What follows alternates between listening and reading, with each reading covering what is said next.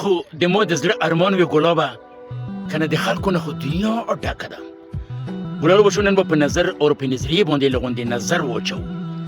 وریځ یوه سړي سره یو خپل زوی روان و په بازار کې چې د سیبونو رېړه یې ولیدله.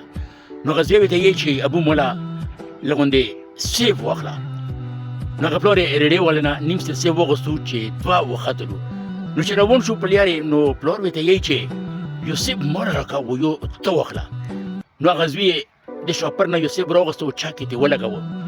هغه یې په شاپر کې کېښود، بل سیب یې راواخیسته چې چاک یې ترې لګاوه. نو پلار ورته یې چې دا څه بدتمیزي کوې ته، تا نه ما سیب وغوښته.